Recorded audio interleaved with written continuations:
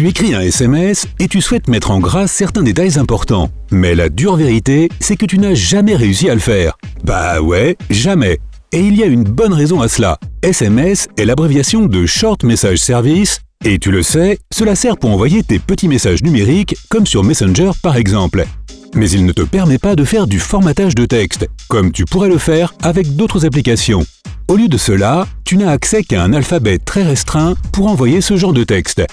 Supposons que tu souhaites mettre un mot en gras. Tu dois envoyer un signal pour indiquer que le texte doit être formaté de cette manière.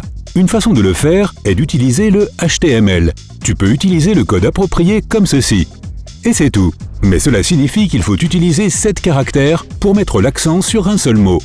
Si tu veux ajouter des mots soulignés et des italiques, tu dois utiliser encore plus de caractères. Et tu n'as pas encore tapé une seule lettre de ton mot, alors même que les SMS limitent le nombre de caractères que tu peux utiliser. Le problème est que le SMS ne reconnaît pas non plus ce texte modifié. Et avouons que cela fait beaucoup de travail lorsque tu peux utiliser juste des majuscules pour insister sur ce que tu dis. Parfois, lorsque nous recevons des messages promotionnels, certaines lettres sont en italique, soulignées ou en gras. C'est parce que les entreprises utilisent différents services pour cela. Autre chose étrange à propos des téléphones. Parfois, tu entends un écho lorsque tu appelles quelqu'un. Cela vient du son du microphone de ton téléphone. Il est renvoyé dans l'écouteur de ton appareil, ce qui te fait entendre un écho de ta voix. Cette sorte de boucle audio est en fait intentionnelle, mais elle peut être gênante lorsqu'il y a un décalage dans le temps. L'écho est causé par ce qu'on appelle un side tone. Il te permet d'entendre ta propre voix dans le haut-parleur de ton téléphone pour te mettre plus à l'aise. Sinon, la ligne semble ne pas être active. Mais le side tone peut être retardé de temps en temps. Et même si les compagnies de téléphone ont essayé d'ajouter des systèmes d'annulation de l'écho, il peut y avoir des dysfonctionnements. Si cela se produit, tu peux essayer ceci. Si tu es dans une pièce où il y a différents types de signaux électroniques, va dehors. Ensuite, vérifie si l'écho s'arrête. Si ta batterie est faible, branche ton téléphone à ton chargeur et éteins toutes les applications que tu n'utilises pas. Demande à la personne si tu peux la rappeler, cela établira une nouvelle connexion et pourrait faire disparaître l'écho. L'écho, écho, écho, écho. Désolé, c'était juste pour t'embêter. Vérifie tes paramètres et active ou désactive la fonction d'annulation d'écho pour voir si elle fonctionne bien. L'idée d'avoir une recharge sans fil semble être un rêve devenu réalité, mais les technologies sans fil actuelles ne sont pas encore à la hauteur.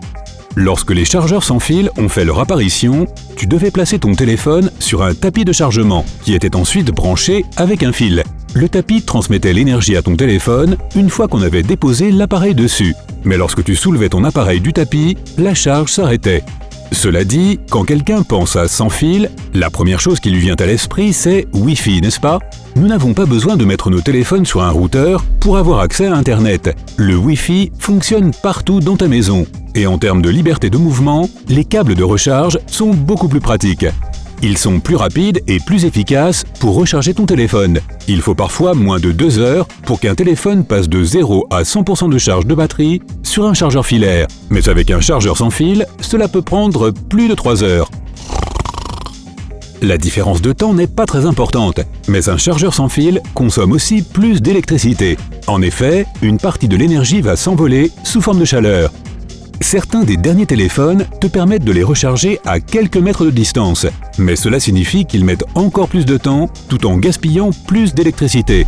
Il existe cependant un chargeur sans fil qui peut faire remonter un téléphone jusqu'à 48% de batterie en 1 heure seulement. Si tu as ton téléphone depuis un certain temps, tu auras remarqué peut-être qu'il chauffe parfois pendant que tu l'utilises. La plupart du temps, c'est normal, mais il y a une raison pour laquelle cela arrive.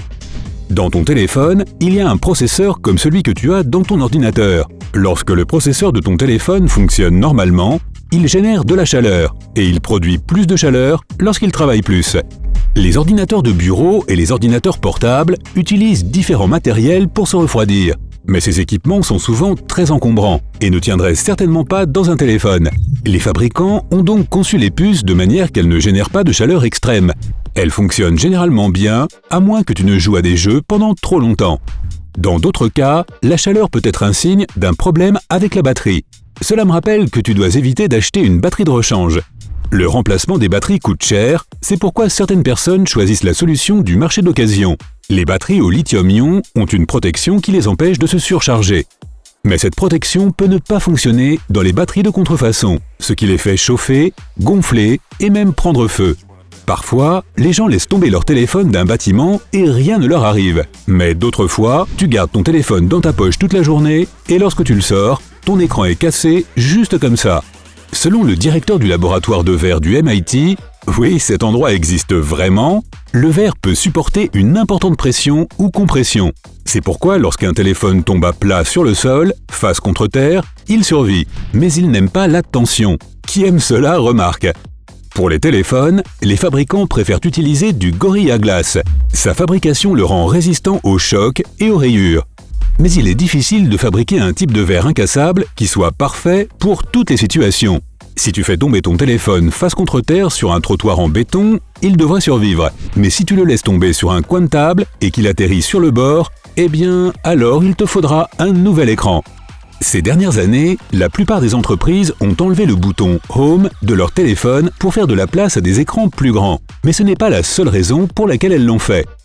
Même les meilleurs boutons finissent par ne plus fonctionner. Dans certains téléphones, le bouton d'accueil est la seule pièce mobile qui peut s'user ou se casser. Ce bouton était autrefois le point faible des téléphones. Dans certains cas, il pouvait même permettre à l'eau de pénétrer et d'endommager l'intérieur du téléphone.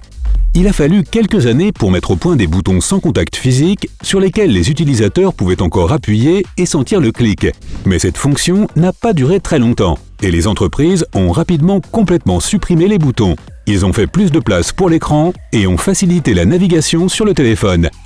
On a souvent l'impression que nos smartphones mettent plus de temps à se recharger en vieillissant. Mais en dehors de la santé de la batterie, des câbles de charge et des adaptateurs, il y a quelques autres éléments qui peuvent aussi ralentir les téléphones.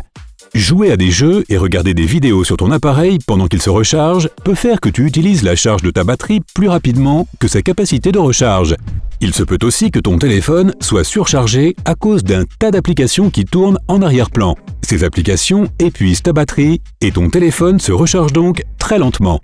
Et si ton téléphone passe toute la journée à se balader dans ton sac, il peut se couvrir de poussière et d'autres particules. Certaines de ces particules peuvent se loger dans le port USB. Cela empêche ensuite ton chargeur d'avoir une bonne connexion. Et voilà comment des miettes de nourriture peuvent ruiner ton portable. Arrête les chips! Si tu as appris quelque chose de nouveau aujourd'hui, alors mets un like à cette vidéo et partage-la avec un ami. Et voici d'autres vidéos que tu devrais apprécier. Il te suffit de cliquer à gauche ou à droite et de rester du côté sympa de la vie.